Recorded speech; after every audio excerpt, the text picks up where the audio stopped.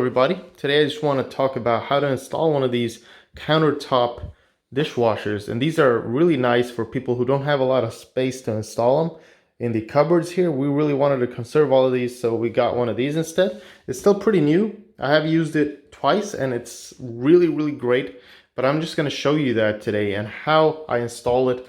Mostly it's going to be the same for most people, but in a few cases it might not be the same thing. It depends on how your machine is set up. This one has an inlet hose from the faucet or any type of thing, and it has an outlet hose and a mains cable. So three things. Firstly, what you want to make sure is if you have one of these, that it has threading. So you need to thread the inlet hose into something, right?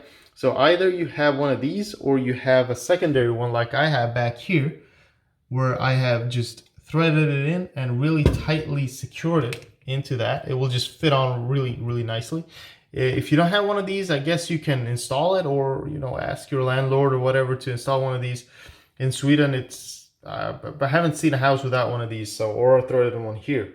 Now the important thing is once you install it, that you don't have the water on. So for example, I installed it back there. I have a separate knob here to turn it on. So mine would be that way, it will be turned on. You only do that when you have the machine running and you wanna wash. If you have it connected to the tip here, you're just gonna turn the cold water on like that while you're washing, and you're gonna turn it off when you're not washing. So remember to turn the water supply on when you're washing. Otherwise you're gonna get an error code, and I'll talk about that in a second. Then I have an outlet hose here, which goes from the outlet to just right into the sink here. And one thing on this is you don't want the water to go back in, the dirty water to go back in. So you don't want a height, you don't want it like going all the way up like this. You want it kind of level like I have, and you don't want to submerge it in the water. So if you have it like all the way down here, it might get submerged, and all that water is going to create the backward pressure. It's going to go back in the machine. You're going to end up with dirty dishes again. And if you look back here, you'll see I have an inlet thing right there. So let me zoom in. That's the inlet hose, and that is the exhaust, or whatever you want to call it. And then the mains cable is just connected in there. And when you're connecting one of these, make sure that electricity is not on. You haven't connected the mains cable while you're connecting all the water stuff. So that could cause damage to either you or your machine. So as you can see, these aren't too small. I mean, you get a lot of space in here. I can pull this out and you'll see all my dirty dishes now. That's quite a bit of dishes. You probably have more space here if I would have stacked these glasses up better. One tip in here is to not put too many things on top of one another, because there are two sprays, one from the bottom, one from the top, I'm pretty sure, or just from the bottom even. And so if you have something on top of something else, that might not get cleaned as nicely. So make sure everything is nice and level, even like this. Plates are stacked like that vertically, and yeah, there you go. So that's pretty much that for loading. Let's talk about this part right here. So this would be already loaded, a little tablet in here. So this is for your dishwasher soap, and this is for a softening gel kind of. It's gonna leave some kind of nice sheen to it. So that's kind of what this is. And you fill that up here. You'll have a little indicator, at least on this machine. It's all the way black, it's full. Otherwise you'll see that it needs filling. So you do that, and you want to wash off all the excess around. Otherwise this stuff will foam up pretty good. So once those two are filled and you're good, there's a salt thing in here. And what you want to do is you want to put a lot of salt in. If you have the booklet for your machine, you'll say how much salt you need. So you need to fill that in and then top it off with water and close the lock.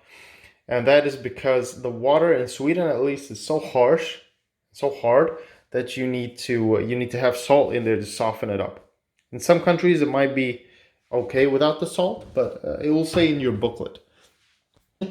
So let's turn this bad boy on. So what I'm going to do here, I have two indicators here. If these are red, it's either for that nice softening liquid or the salt.